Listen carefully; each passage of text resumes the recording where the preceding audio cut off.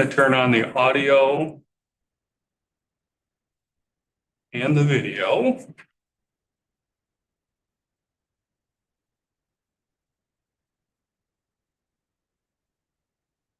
So this is what everyone else can see. And then when Diane's here, so. Okay, it's 9 o'clock. We'll get started with the meeting. This meeting and all other meetings of this committee are open to the public. Proper notice has been posted and given to the media in accordance with Wisconsin statutes so that the citizenry may be aware of the time, place, and agenda of the meeting. Roll call shows everybody's here. Do we have a motion to accept the agenda? All in favor? Aye. Opposed? Next, review the meeting minutes from September 23rd. Is there a second? Bernie seconds it. All in favor? Opposed? Okay, next down to correspondence. I don't have any. Now we're into administrative department report. Chris? Just a couple things. Still working through with the related to facilities still. Ron and the core team and the Myron construction team still working on the phasing plan. We had a department head meeting last week, what that could look like. And still looking at what our final of what where we're going to be housed for the duration of the project. They're looking at some temporary spaces to see if it's feasible to be able to move as many people out of the building as possible. So still waiting on some of those. I guess the lease terms need to be discussed before final decisions can be made, and then that has to be decided before we look at where the possibility of what our temporary work location might be. How large of an area do you think you're gonna need? How many people will be working from home? How many people will actually be in the office full time? We're anticipating, based on conversations within the office, to have probably at least 3 to 4 people regularly who are going to work in an office setting from a minimum. So that's the absolute bare minimum. But we also we have a number of, and as you hear our educators report, there's a couple things. One, we have incredibly collaborative programming, so there at least needs to be space to allow for planning and connection for those programs. And then the other piece is that we do have a number of our educators that have very limited broadband capabilities in their remote work locations. So there would need to be places where they could be able to come in, access the internet, do Zoom, participate in those types of virtual meetings, which we have a handful of them, and be able to have access to the copy machine and that. So, we're at least planning to have our support team to be present in certain customers that are walk-ins and things as well. So at least, so the minimum would be 4, but ultimately more than that is really what we would prefer to have spaces for everybody or for spaces for us to collaborate and meet, and then also have spaces where there can be some closed door, whether it be a closed door conversation or closed door when participating in a virtual meeting or a virtual conversation. You say minimum. So I don't want to overstep, but I'd probably, I mean, I can't work from home. Like I'm guessing it'd be more like 6 spaces. All of us. Space. Yeah. I'm just wondering how much space you're gonna need so that when they try and plan this, because they're talking different departments, we're gonna be had that ability to downsize, and I just wondered what you were gonna be able to we have a very minimal ability to downsize. So we are not able to disperse and go fully remote. That is not an option for the work, for the nature of the work that we do. We do need access to workspaces, knowing that we don't know what the temporary facilities or what the facilities that are available within the courthouse are, or what the final might be. So then, I've had lengthy conversations with Ron as far as what we are going to need moving forward. The other thing that we have that some other departments don't is that we have a fairly decent need for storage. We have our programmatic, we have our program materials that are used throughout the year, and or at high use at certain times of the year. So there also has to be accessibility, and this is something Ron and I have talked about, but accessibility to those storage areas to be able to get those supplies for things that are going to be, there's some things that we can predict are going to happen during the year, but then there are other things like, oh, we have this opportunity. I need to get to access of, these stored items that might be somewhere. So. From an educator standpoint, it's often that I'm not just sitting at my computer doing the functions of my job. My functions of my job are being out in the community or bebopping from one school district to another, and the materials that I need from point A to point B are different. So the access to my materials for educating either would need to all be packed ahead of time for that entire day, because it's often that I'm not just in one place for the whole entire day. But you still need a place to have that station. Yes. Absolutely. Yep. Yes, very much. Mhm. And I think the other thing that I don't want to say I struggle with, because I don't struggle with it. Like during COVID, yes, I worked from home. And it's just a different thought process in my mind for this, because during COVID, everybody was in that situation and everybody was adapting and things. This isn't our participants' fault Mhm. that, we need to be somewhere else or do something different.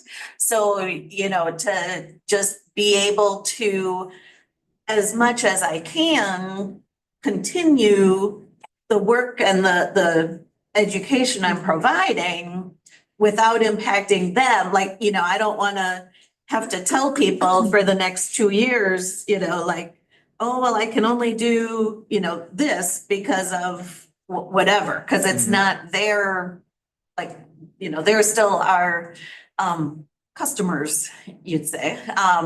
And so that's the part that, yes, I can work from home some, but just to have, handouts and things we have to be able to access the printer and all of those things. And my internet is my phone at home, so.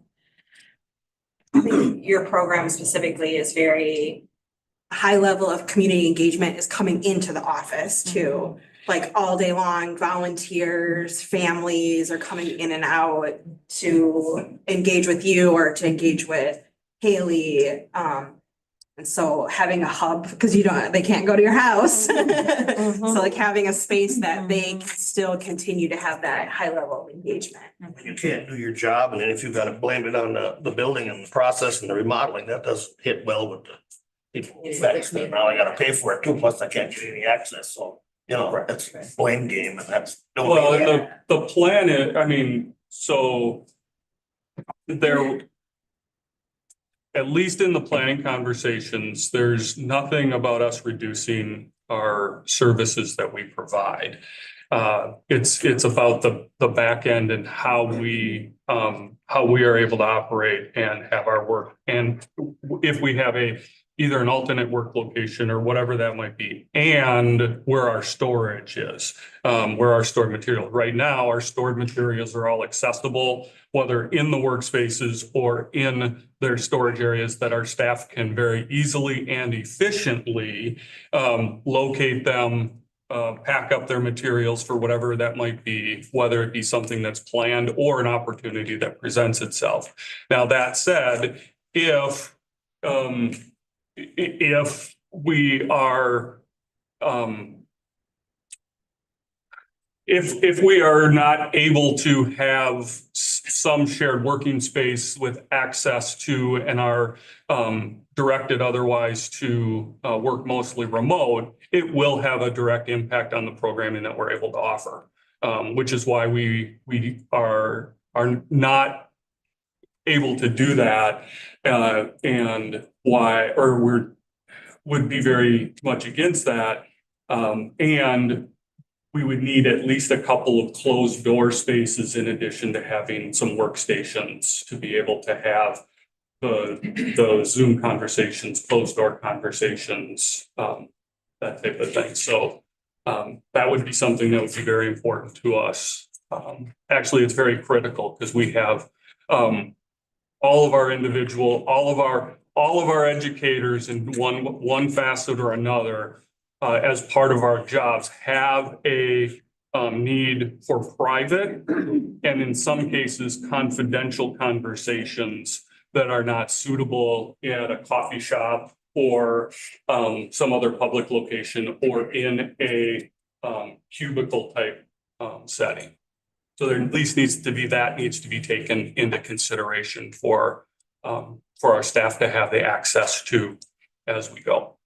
So these are all things that Ron and I have been in communication. Ron is the puzzle master right now, working with all of the different parties to try and find the best solutions. And he's also taking in input from all of the other departments and trying to find the best solutions for them as well.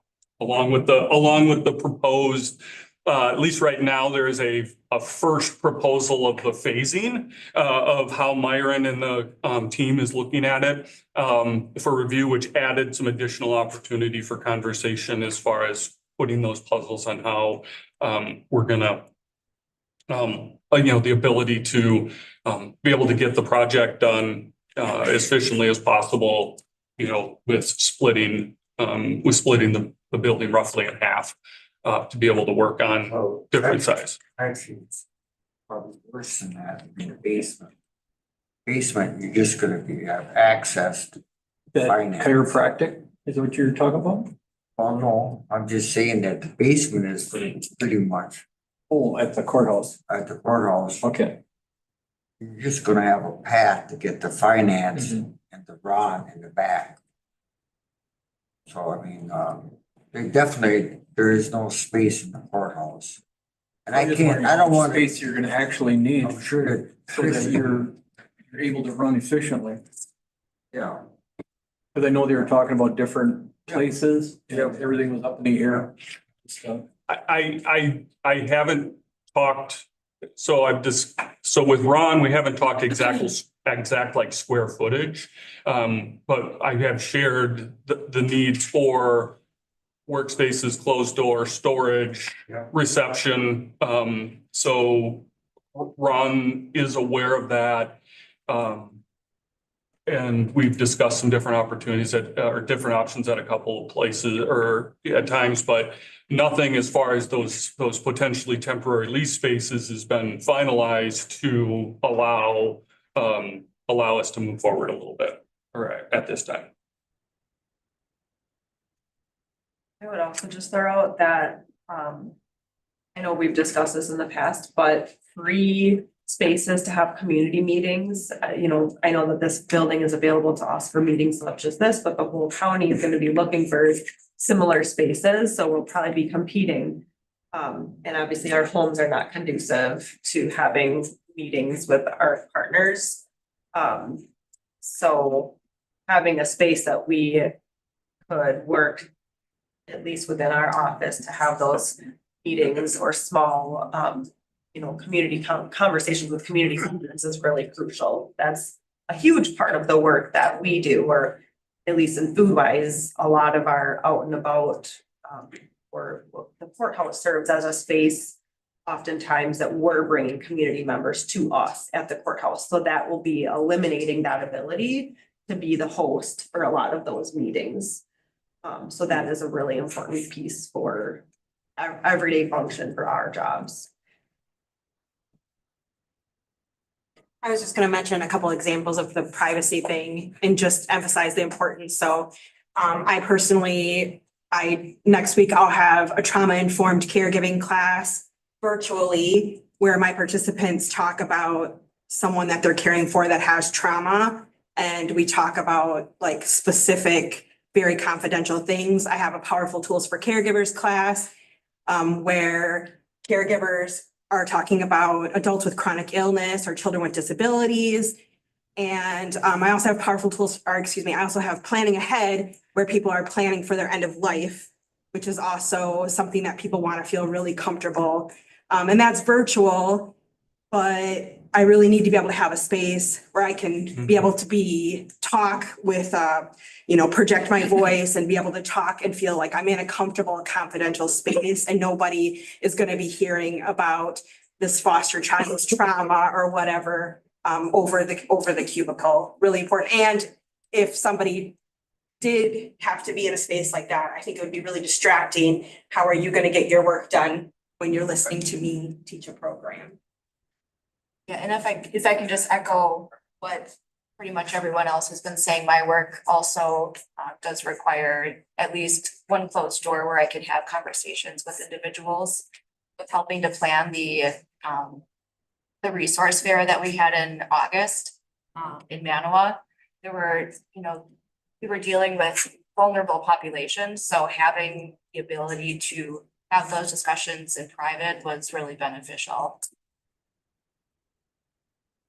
The last thing that I would also like to share, I know that at the last public property meeting that the light well on the east side of the building got put on the potential chopping block. I would, at least, I know Ken is on that committee, and if anyone has any willing, I would really request that you really consider that and take it off of the chopping block as soon as you are able.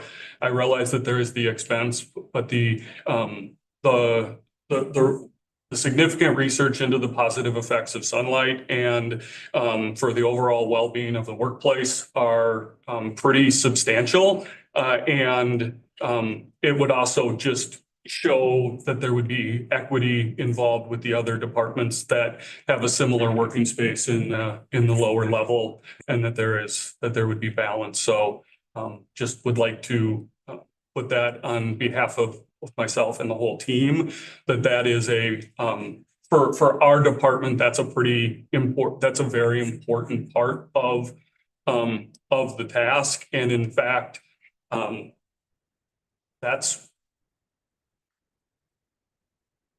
we were at the beginning of the project, we were told that there would be a light well from the start, and if we would be acceptable to move to the lower level if there was a light well installed similar to the finance.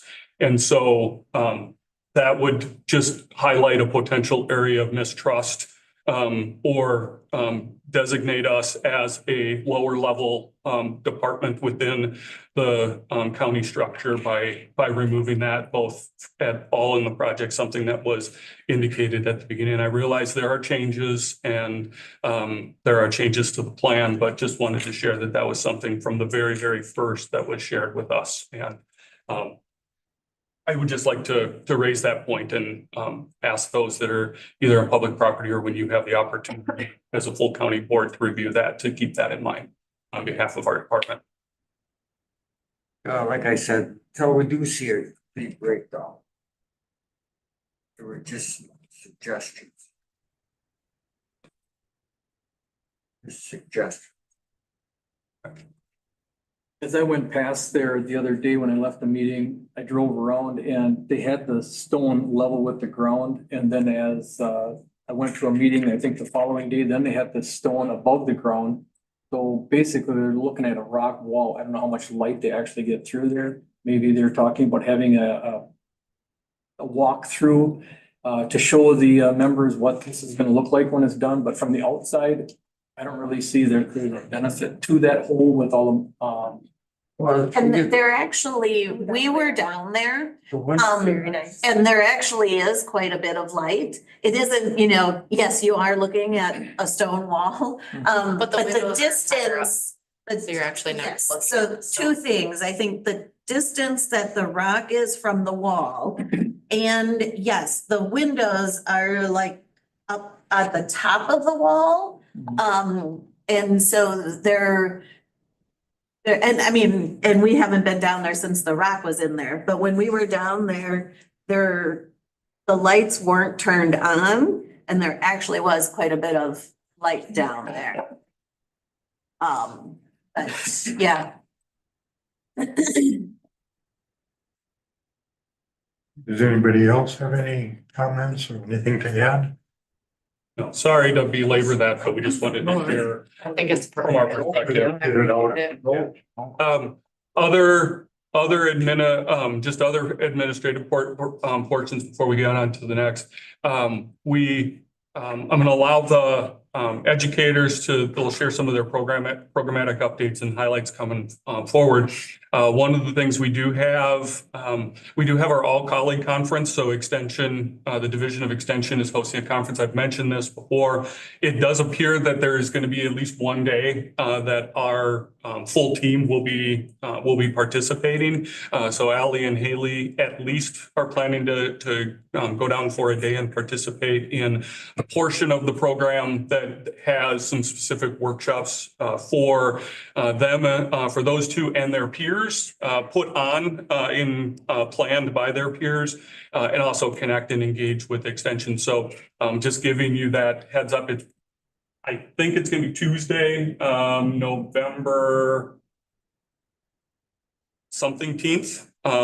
Apologize. I didn't have the dates. I think it's 17, 18, and 19 is the conference. Does that seem right? 19, 20, 21. Okay, so, all right, so I was in the ballpark, but not really that close.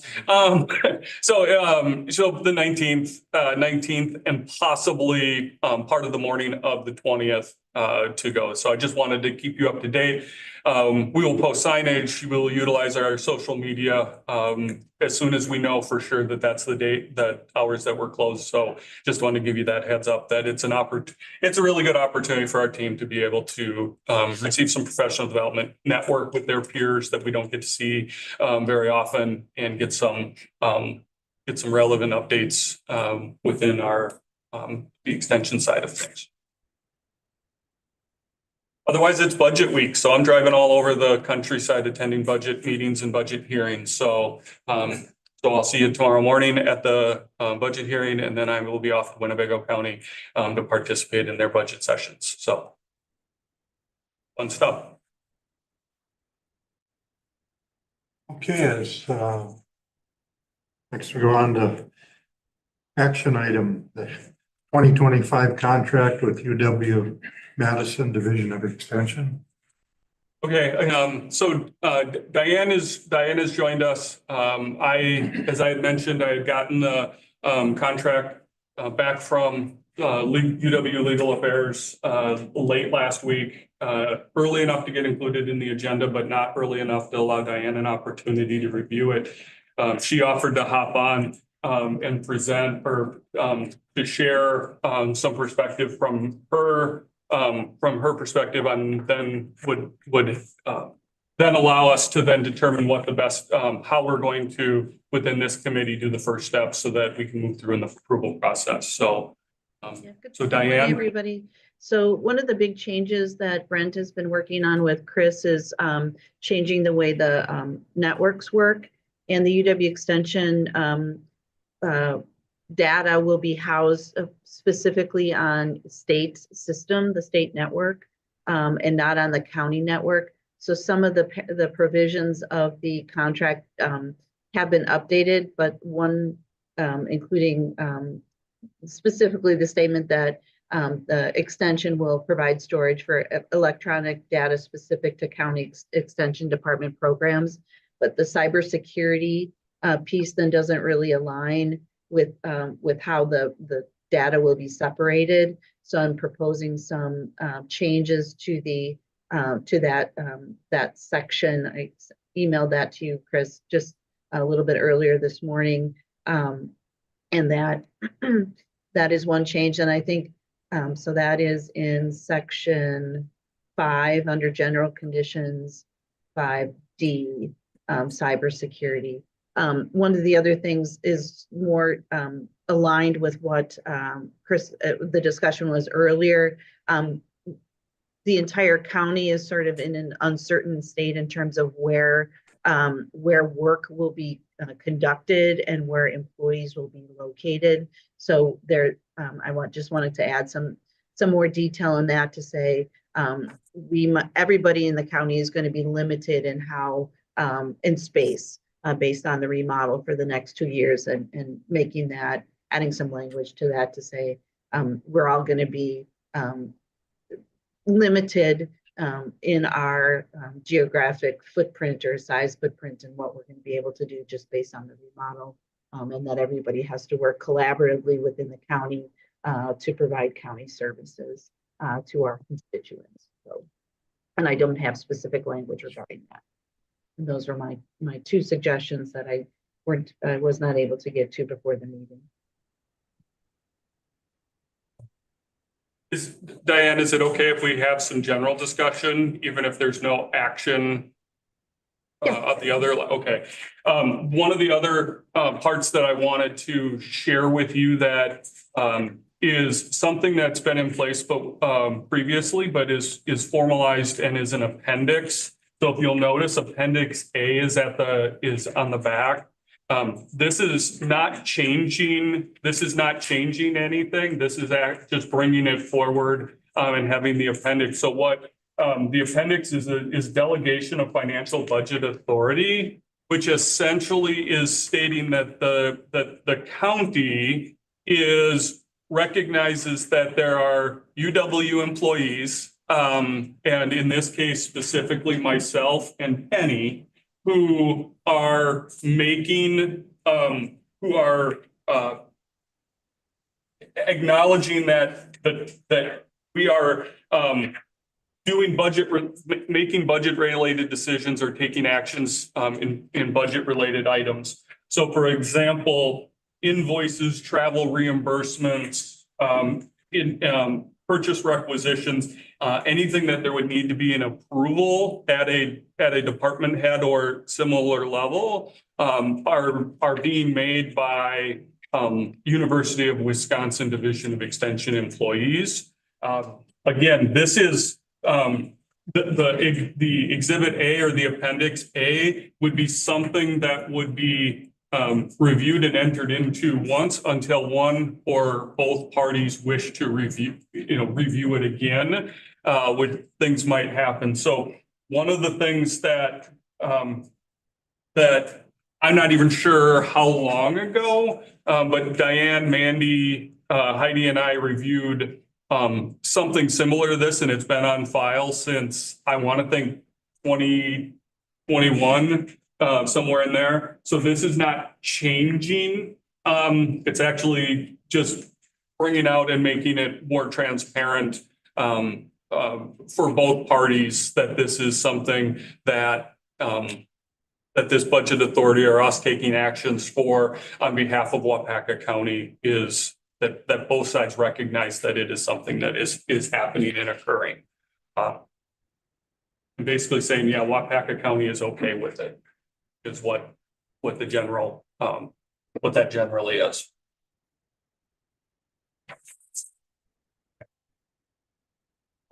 With as Diane had mentioned, the bigger in section 2C is that the extension would provide storage of all electronic data. So we are working, that is a current project, so it'll be done by the conclusion of the 2024 fiscal year. So therefore it would align with the 2025 contract of moving our data to UW-Madison Division of Extension cloud-based storage. And that is aligned with that. And then I haven't had so then, what I think is that we're gonna need to take an opportunity for Diane to provide her additional feedback to incorporate those proposals in, and then schedule another session, possibly, or we'll talk about at the end, at the conclusion where we talk about next meeting dates of what might work, to also be an opportunity for Diane's changes to also be reviewed by UW Legal, and to be able to get those back, to make sure that everybody's happy with that before we go through the approval process. And I That don't sound- know, Chris, if it has to go to finance. I can't recall it going to finance, but it does have to go Yeah. to county board. Yeah, it does have to, well, it will go to finance because the amount of the agreement is $137,000. So it exceeds the budget threshold. That's a county board contract Right. approval. But I would appreciate, because of the designation of the financial budget authority, that the finance committee does have an opportunity to review that. Again, it's not a change in current practice, it's just a change in the process that we're doing that. So I guess that would be my preference. So Diane, if you have other thoughts, another opinion, I'd be happy to listen to that, especially if we get close to crunch time. So at this point, There's no action because there's still opportunity for some, for Diane's review, and her opinion, and her suggestions to be included. Yeah, thank you. Sorry for the delay. I was at a conference last week. Yeah, that wasn't, yeah. So thanks, Diane. I appreciate you being able to hop on this morning. Yep, take care, everybody. Thank you. next we'll go on to educator report. So I think we'll combine, due to my own ability to not get follow-up, we don't have a full educator report scheduled. But we do have the educators who will be able to have an opportunity to provide us some updates on their programming, both past and present. So if you wanted to go to the next item, because that's where that section normally is.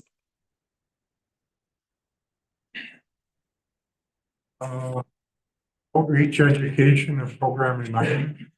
Yes, that's where we're at. I can go first quick. As Ken mentioned, tonight we have a Clover Bud workshop, which is kindergarten through second graders. And that is open to 4-H and non-4-H youth. We're at the Manawa City Hall from 6 to 7. And we have 32 kids with potentially a few more coming tonight. And that's an area that we do quarterly workshops with that age group, just because that's a lot of where young people start in 4-H. And the clubs, individual clubs, don't always necessarily have specific things for that age group. So it's nice to offer those, and I have some volunteers that help with those, which is great. And I was in Boise, Idaho 2 weeks ago for a national conference, and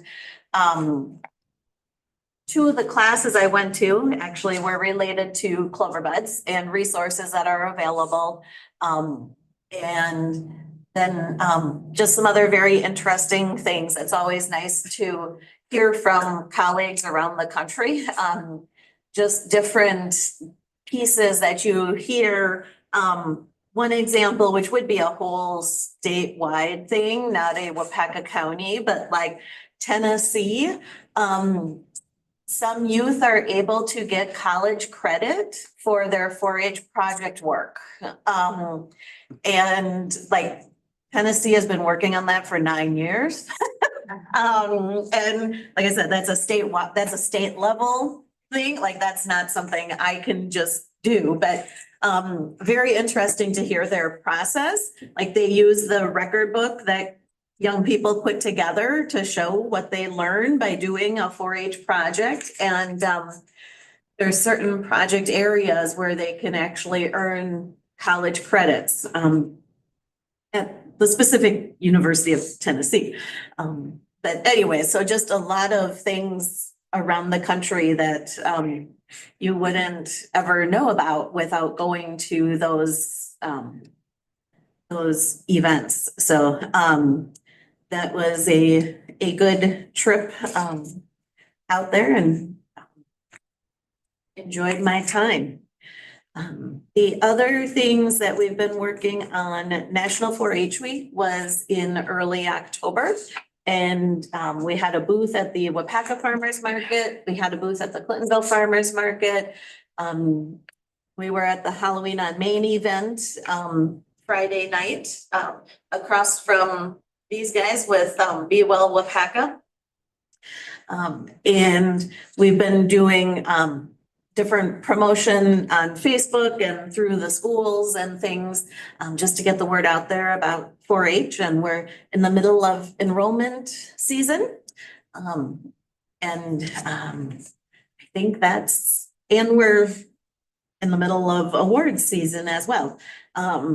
Awards night, if anybody is interested in attending, we do have our awards night on Tuesday, November 12th at 7 o'clock in the Grandstand Pavilion Building at the fairgrounds.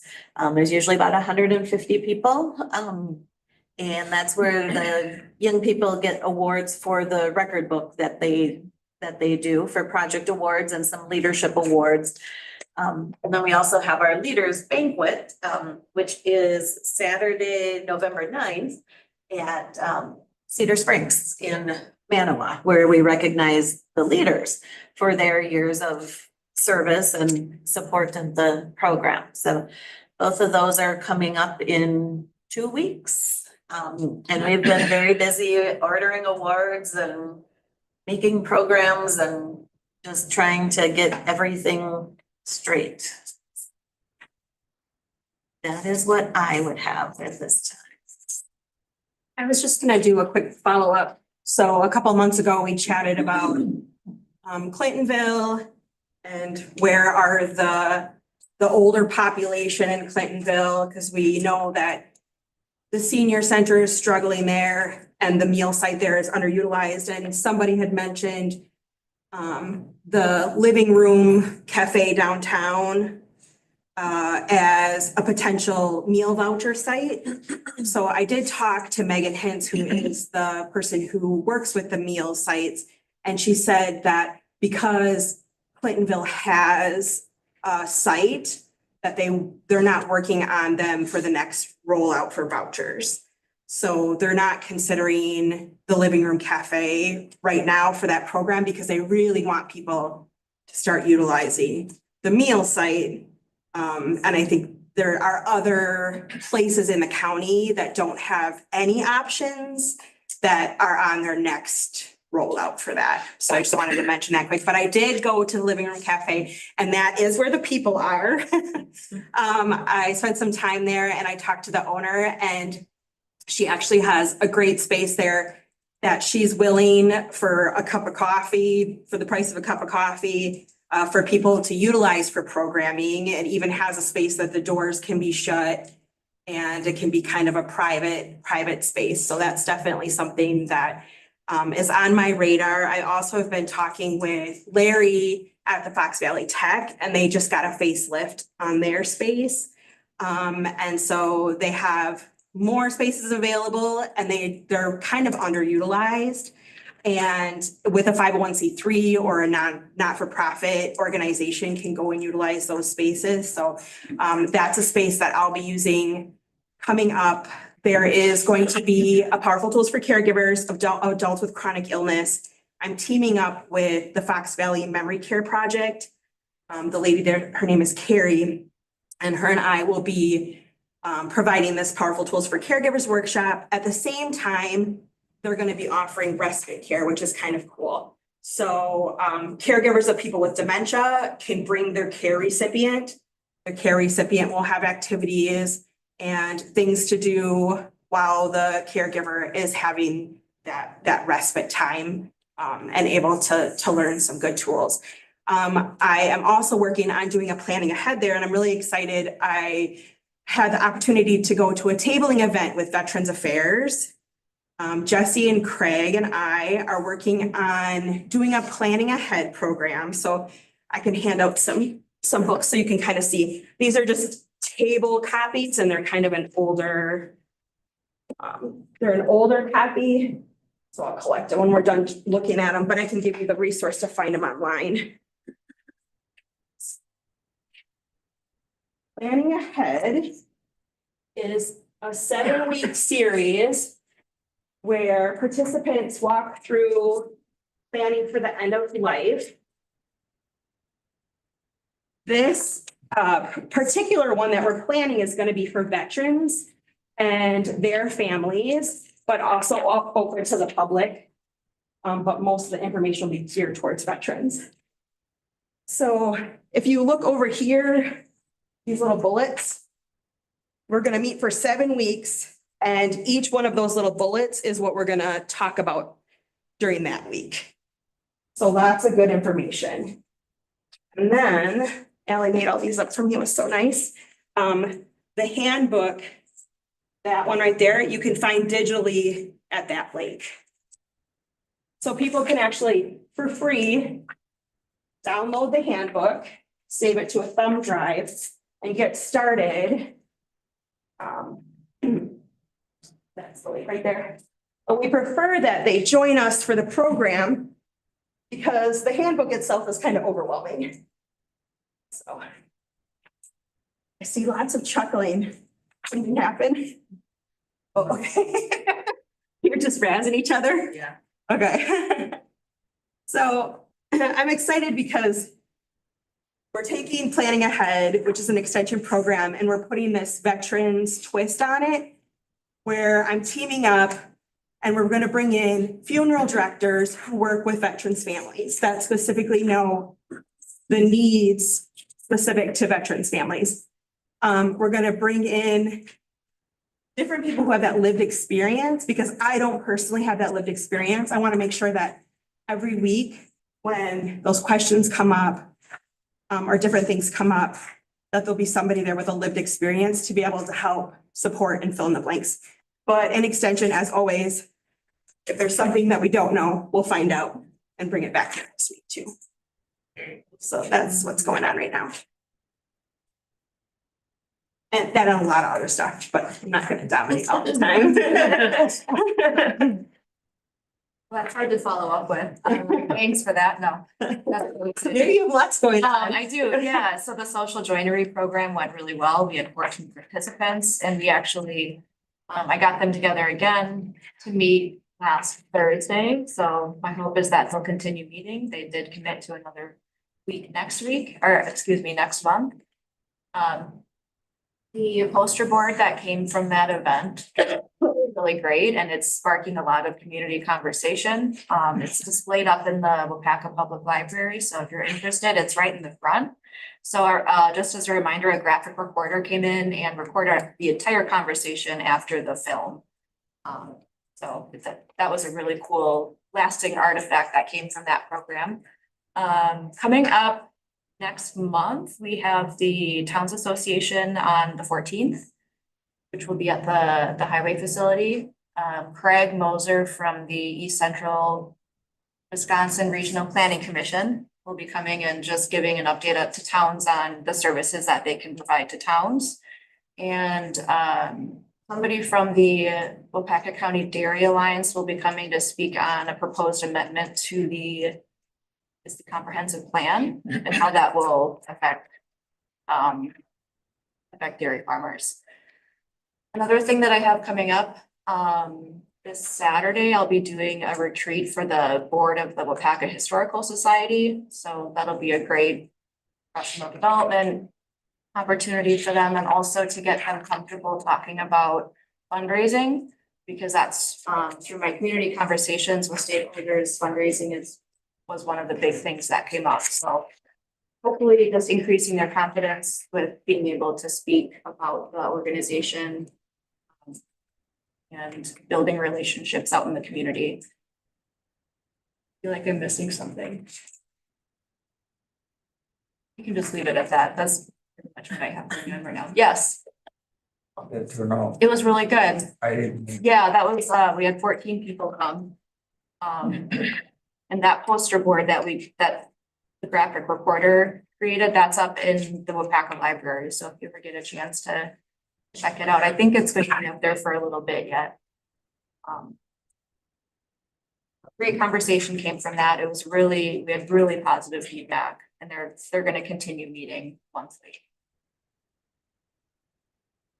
I also attended a language access workshop talk with Christy was able to attend as well last week or the week before in the Valley, and it was a really illuminating experience. English is my primary first language, so I don't have that lived experience of not speaking English in an English speaking area. But it was really a lot of good takeaways from that about the importance of having that language access for health services, not only that, but also for other services that are really life-saving. Learned about a lot of potential social isolation within that community. I had some conversations with a couple of chambers in the area and the Economic Development Corporation, knowing that those temporary workers a lot of times bring their families, and they don't really speak English, and it's hard to get them, access to those classes. So a lot of times they just stay in their house and they don't go anywhere. So I think one effort going forward would be ways for me to explore how we can get them civically engaged and out in the community. There's a need for volunteers, and also there's an opportunity for learning English as well. Yeah, I can piggyback off of that if you. Yeah, no, I'm all done. Go ahead. It was a really great conversation, and there's a lot of similar conversations happening in the Valley, and so I was appreciative to be able to in Waupaca glean information from that meeting and hopefully have some of that trickled into Waupaca, because we're just that much too far away from the Valley to benefit from some of the resources that are available there when it comes to access to languages other than English, interpretation and translation. And as part of the UW system, we do have access to interpretation and translation from UW-Madison. However, we're recognizing that one small office of a few folks in Madison is not adequate to cover the whole state of Wisconsin, understandably. We do have some fantastic local resources that they are being tapped into by everyone. And so a couple things that I gleaned from that conversation was that we should have the responsibility to provide language access to everyone. That should just be second nature to the work that we do. And I think in extension, we're all doing a really good job of that, but we need the support of our county folks and our community partners. It's kind of like swimming upstream when we are providing resources to our communities, and then we are oftentimes the ones who need to also provide that language access. For example, working with WIC or working with another community agency, a school district, we're providing the education or providing a resource, and then we're also the ones being looked to provide that interpretation or translation service. And so I would just kind of put an ask out there as county board members to recognize that we have a lot of migrant families moving into our communities who are being faced with the barriers of providing basic needs to their families and not having the resources to do so. And like I said, we're doing the best job that we can, but if we are looking to somebody in Madison to come and spend a half an hour with us to be able to provide that language, that's not always as feasible as we would like it to be. And that not only access to language, but cultural context. And there was a really powerful story that I just wanted to share from that. To paint a picture of why it's so important to have individuals who can share a language or that cultural background. There was an individual who was on a panel who shared a story that they were in Puerto Rico earlier in their career, working with mental health and behavioral health with some youth. And this youth shared that they were being chased by a duck.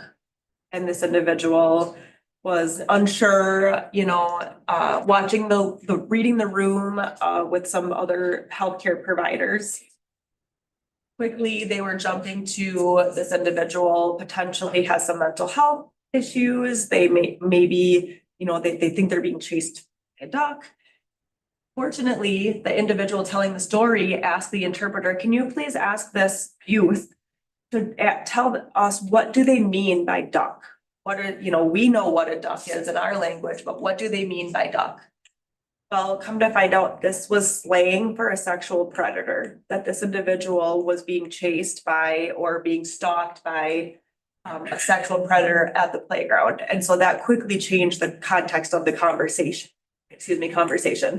So I think, and that's a extreme example, but I think when we're talking about access to basic needs, to food, to healthcare, to, the resources that even we're providing in extension, it's really crucial for us to have that cultural context in access to important resources such as interpretation and translation, and doing it right so that we don't have to rely on Google Translate something quickly at our fingertips, because that's all that we have. Of course, we do what we can with the resources that we have, but I would strongly advocate for those resources at the county, if at all possible, at any point. I was a part of a listening ear at a county board meeting within the last 2 years, probably, where that conversation did come up, and it was quickly shot down that the county did not need to support an interpreter or translator, instead of just continuing to support that contract service. And I know in our field, that would be strongly appreciated to have those local resources at our fingertips. So there are more events like that coming up, and we're going to continue attending them to kind of really shed light on the need for access to those. There's been any interest in your department to anyone interested in becoming a Spanish speaking or taking Spanish courses?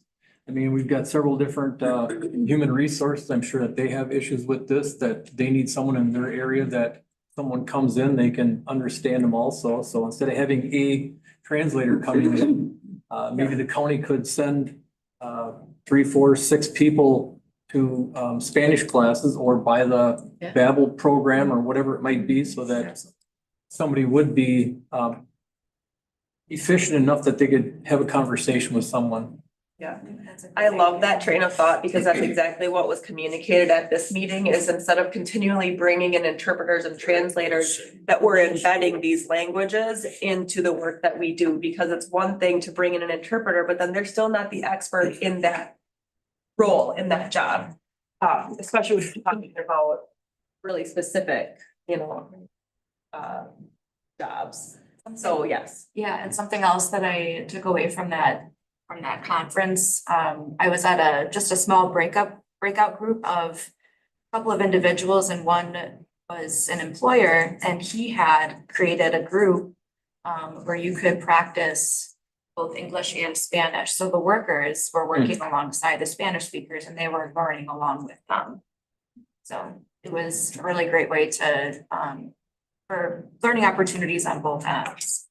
I worked at a company that we had several different nationalities there, and we had individuals that spoke Spanish, and they would help you learn a few different words so you could help work with them. And we had the Hmong community, and they really struggle with English. So if you could pick up a few words, so you could communicate with them, none of which I remember anymore. But when you're working with them every day, it's nice to be able to understand them a little bit. Yeah. And actually, the New London School District has started their letters they send out. I noticed last week, they actually have Spanish and I think it was French. The Creole. Creole. Yeah. That's great. With the technology there is nowadays, I know county should be able to buy an app for each one of you girls with a voice and you can, because I've seen them at business when they're doing an order. They talking and it translates to English and it's all very, that should be something, but it's also a learning and you should all have that. The county should buy, because that's what you're up against. Yeah, Most all I love that have idea. No, it's there, it's accessible already. I've seen it work. I love that idea. It does need to have credentials and legitimacy behind it because going on Google Translate, we've heard that certain things are translated inappropriately and so on and so forth. So there are purchasable apps that are creditable and legitimate. So I do really appreciate that opportunity too. I think there's another element too that just is just like one level a little deeper is making sure that there are representative faces and voices of different people. So like when you talk, and when I was in Sheboygan, we have a huge Hmong population in Sheboygan. And we have a gorgeous senior center. And they said, let's get these socially isolated Hmong older population into the senior center. And they pretty much walked in, walked around, walked right back out the door. There's nobody that looks like them. There's no one that speaks their language. And they still felt isolated and alone in the midst of a room full of people.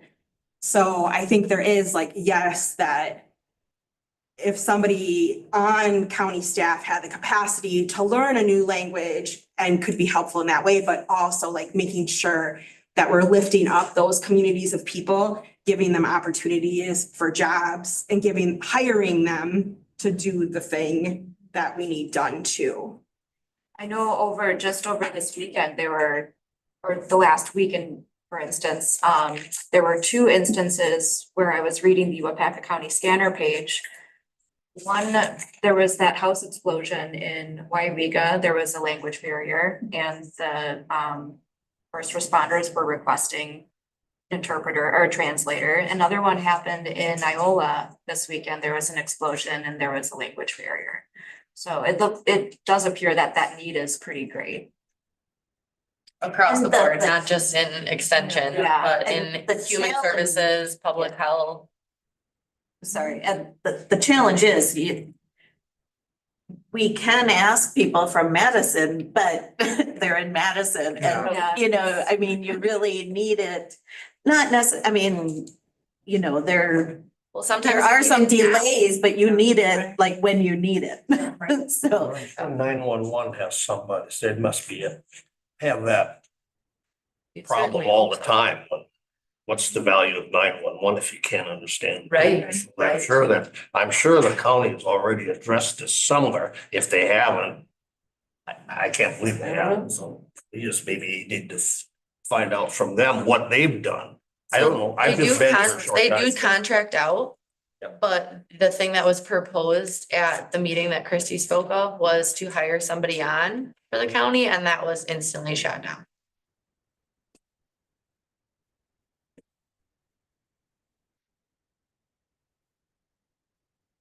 I'll give some updates.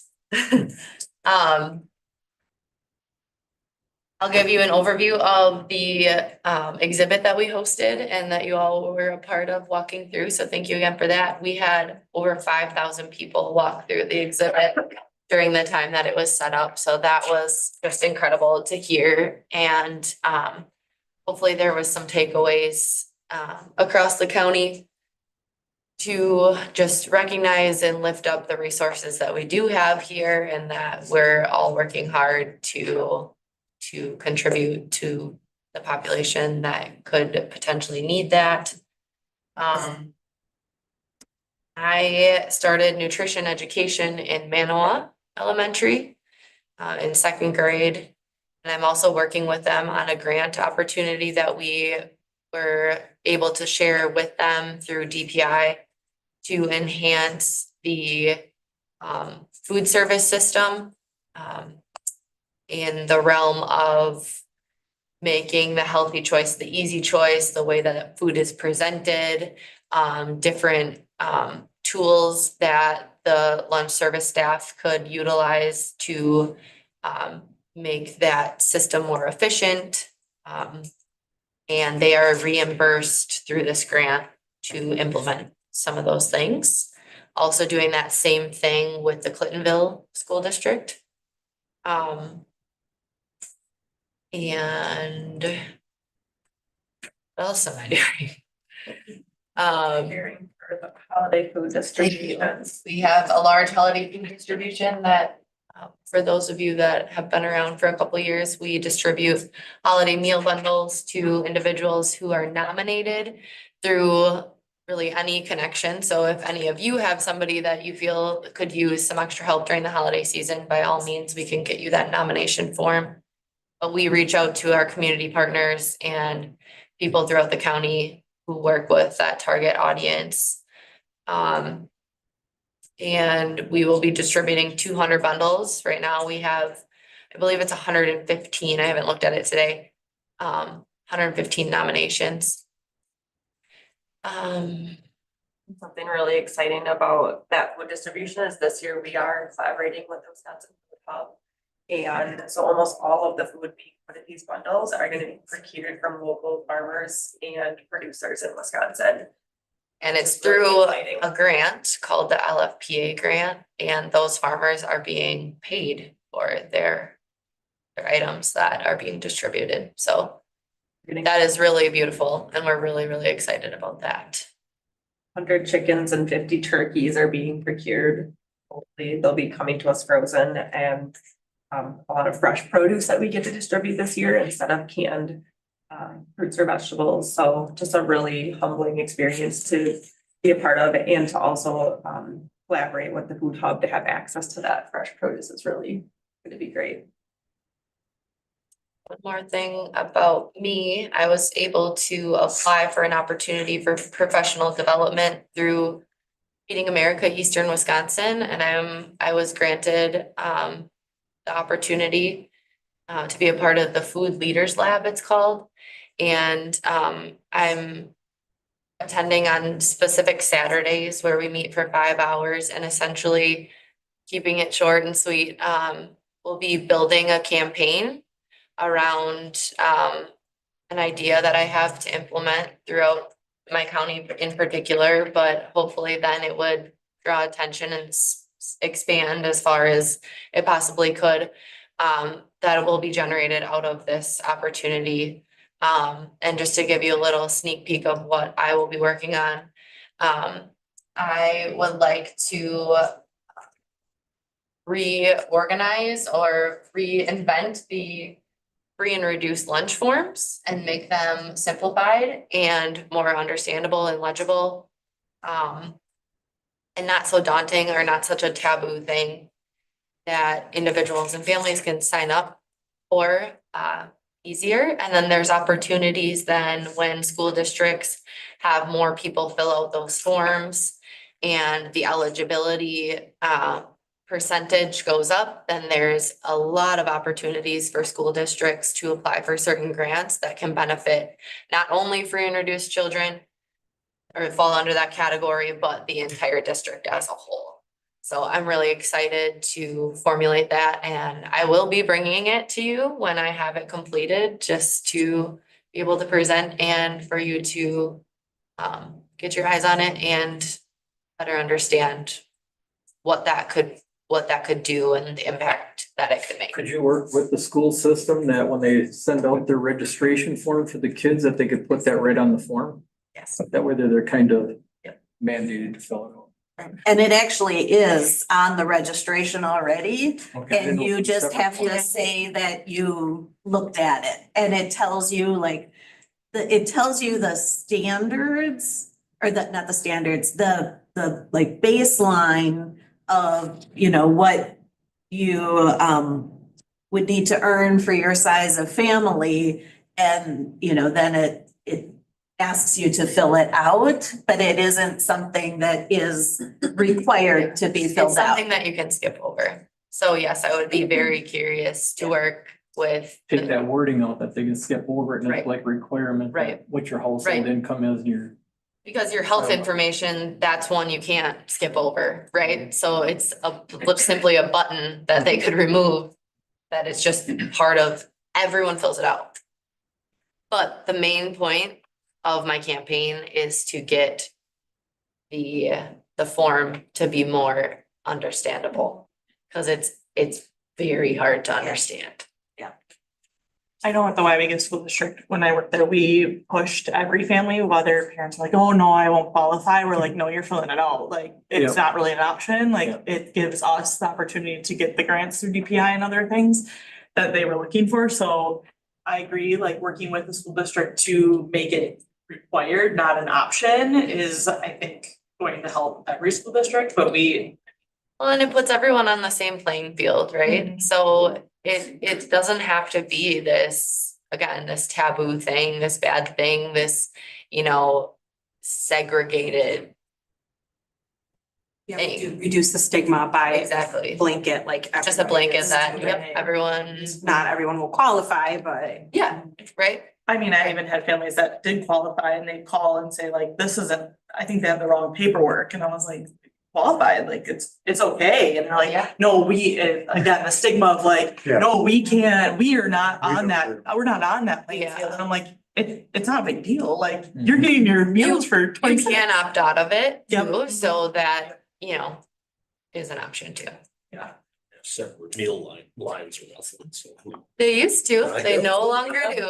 And that is also probably gonna be a work in progress in the whole conversation around that topic. If your lunch account is a negative balance in particular districts, you get a Get a hot Sandwich. cheese sandwich.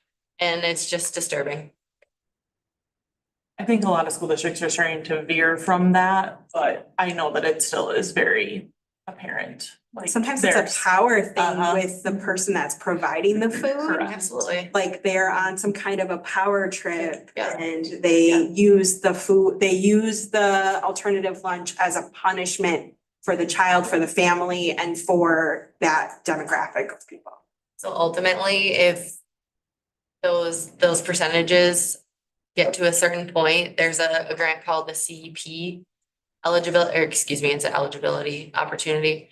That based on those numbers, the entire district can be free breakfast and free lunch for all, no matter what. And it's usually like a 3-year grant. Yep. Ish. Yes, it's a 3-year. So you're more Well, and active the- and everybody fills it out. Yeah, like, that's what we kind of push is, if you want your kid to have free breakfast, granted, if you don't wanna be on that playing field, we would push like free breakfast for the entire district. It's not just your kid's grade or your school that your kid attends, it is the entire district. Right. And I just saw a headline that the DPI, the Secretary of Education, wasn't that it? That's pushing for free, like asking to have in the budget, free lunch for everybody. Beautiful. We saw it happen successfully during COVID, so. And, test scores went up and behavior change happened. It was all positive. When my grandsons go to Boulder, everything's be up there because of Yeah. the Menominee, the Sure. counties. Yeah. Yeah. Right, close by.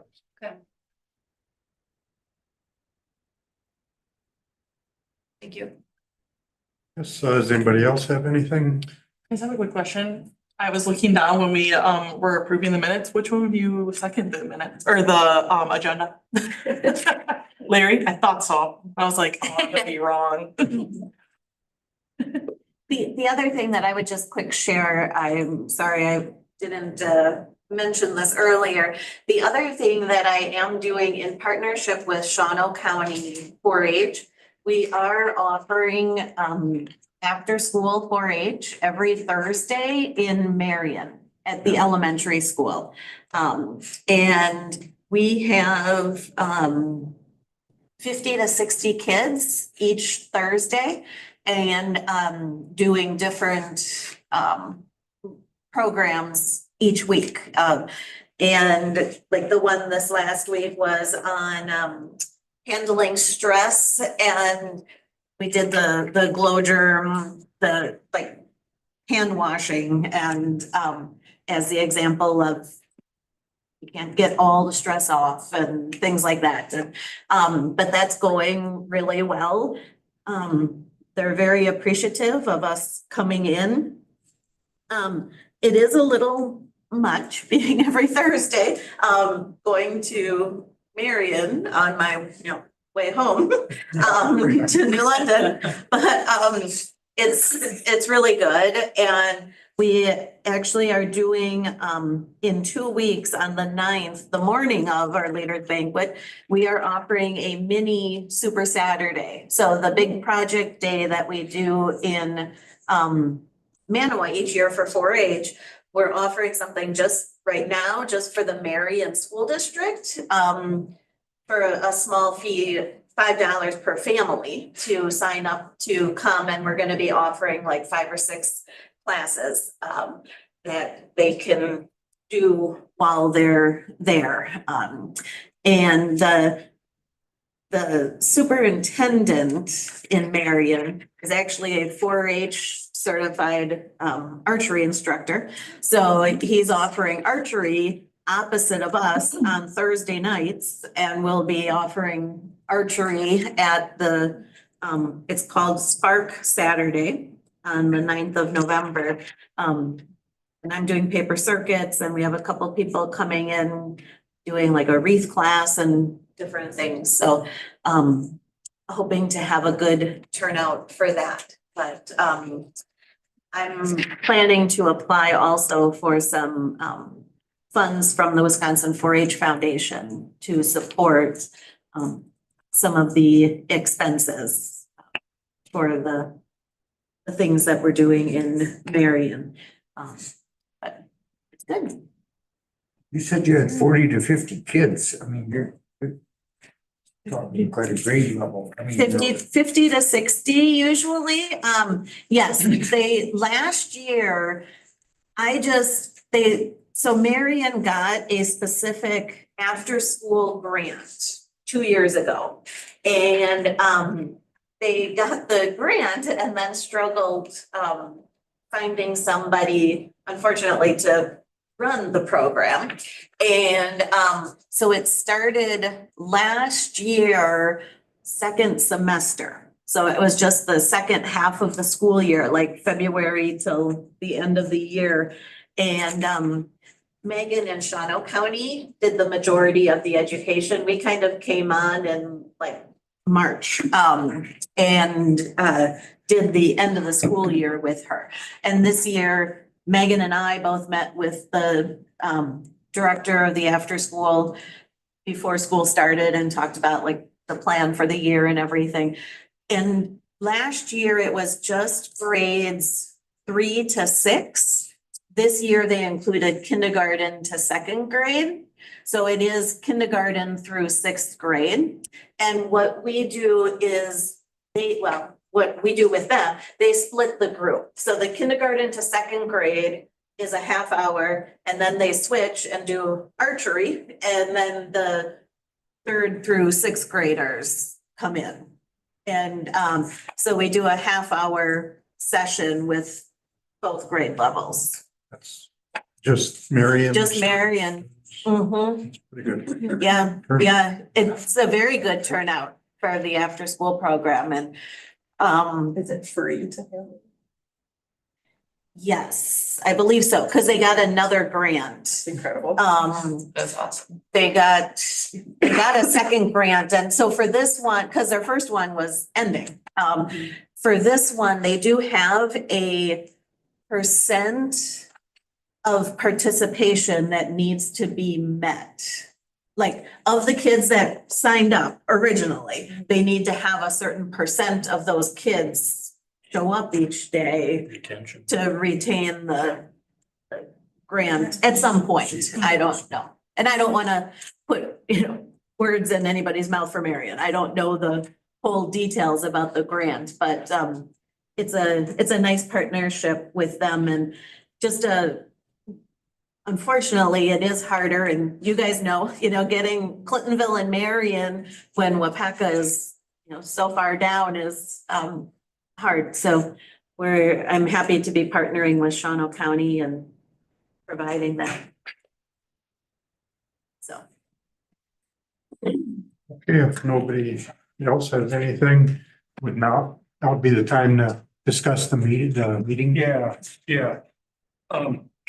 So I have a message into Christy Operman just to confirm we have a little bit of an adjusted schedule as far as when finance committees in November, in finance and even our schedule. So what I'm wondering is it would be ideal if we could have the review so if November 19th is a county board Tuesday, so that would be the third Tuesday. If it would be possible to have a special extension committee meeting at 8:30 or whatever, followed by, I'd have to also then talk to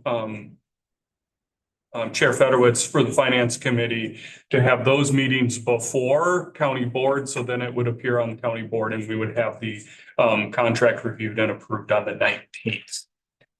Otherwise, to hit the regular sequence, this group would meet on the November 25th date, which was the date that we in the past have not always met. And then finance committee would be the second Wednesday in December with the county board being December 17th. That would get it done. We'd like to have it. It'd be great if we could have it approved before that. But I guess what I don't know is if there's another finance committee meeting before the November is I think the way that the calendar falls in November, that county board is actually county board is early before finance, the way that it falls or something like that. So as I was looking at the calendar, or it's a little out of sequence. So I guess my question to you is, I guess it would be the 13th and the 19th. I can't guarantee that we're gonna get that we're with the proposed language back and forth. But it would be great if, I'd like to try and make it as efficient for this group as possible, which would be the 19th, the morning of county board in November. And essentially ask Chair Fedorowicz if he would allow finance committee to have a special meeting, and the only agenda topic would be this group would meet, review the contract, recommend it to finance. That would be the only item on their agenda, and then it would already be approved and on the county board agenda. You want to do that on the 19th? So we meet in. That's what I'm proposing and I have to see if there's the feasibility of being able to get everything back. I also have to talk to Supervisor Fedorowicz to make sure that he would be agreeable to. That's an all colleagues conference. Understood. Okay, I was like. I understand. This is a part where this is more important than that for me. So this would not be, this would be the only administrative item. There would not be a full meeting with the extension with this group, or for the educators to provide their Time would be like 8:30 or. 8:30. Needs to. Yeah, so 8:15 in room 1016, and then 8:30 or 8:35 or something for finance. If Supervisor Fedorowicz would be amenable to doing that. And if we can get both Diane's review, because then we'll have to have our extension legal, and then it'll go back to Diane for her final review. So I think we should be able to make that happen. 8:00. Fine. Probably 8:00. Yeah. It gives everybody a little more time prior. Yeah, we'll figure out the logistics if we can do that. Yeah. We'll work with it. I will.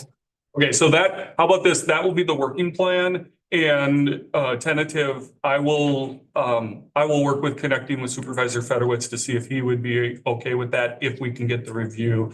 And then either myself or Ally will split it up, and we will make sure that if we do that we'll call each of you just to do a reminder of what the times are and where the locations are going to be if that goes into an action plan. Then would there still be a December? meeting? So then I would suggest that, yes, because then we would have an opportunity for the educators to do the full report. And I would also, so December 9th is the proposed, because normally we would meet and it would be like the day before Christmas Eve. I think, so the 9th is kind of in between kind of both of the two meeting dates. So if we could hold that date as well, because that would also be if for some reason we can't accomplish the contract approval earlier, then that would be the meeting to do that for the December Finance Committee meeting and then the December County Board meeting. The only thing on December 9th, I know I've got another 10 o'clock meeting. I think I got human resources. Okay, then I mean, but you'll cover it. Might have to start a little early. we might have to start at 8:30 and Yeah. Trying to- And I know I won't be there, so I won't have, I won't talk too much. You'll post it and then you'll get the feedback and yeah, we'll work it out. okay, they'll scramble and get it.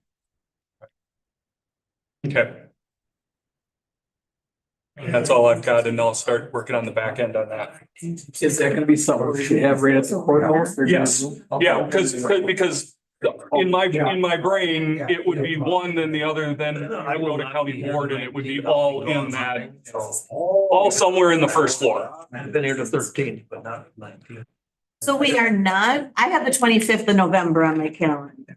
So we are not Well, meeting. on we the can meet, I mean, that's up to the committee. We can, and I would, That's God, huh? That's. I know. Yeah. Okay, then I'll cross it off my calendar. Penny. No, thanks. Okay. So we don't, like, we as educators, sorry, do we have any November meeting? there are none scheduled at this time. Okay, thank you. Possibly early December instead. I have the 9th, but the meeting you were talking about is like you with the committee. It's me with the committee, and the only Yes. agenda item would be the review and the Yes. approval of the contracted Got it. services agreement. The next Thank you. meeting Here. Yes, the full one. No. We don't know. The ninth, yes, the ninth would be here. We don't know for sure though, do you? The ninth? The ninth. No, Sue and I have discussed that going forward during construction, we will always be here for our full extension committee board meetings. Okay. Yeah, At the 9th, I might have another meeting at 10 and. We don't know where that's gonna be. We don't know. So you might have to be early. We don't know where any meetings. yeah, We so. don't have any construction till March or May. Right, so we may adjust the location of the 9th, and Ally and I will make sure that we communicate well in advance of any changes, especially if we're gonna try to go before other meetings that you may have in the courthouse. Yeah, you're right. Yeah. You, oh, we're calm. Thank you. Thank you. Okay, then, I guess it's time for a motion for adjourn. We're adjourned. Actually, you want to leave what?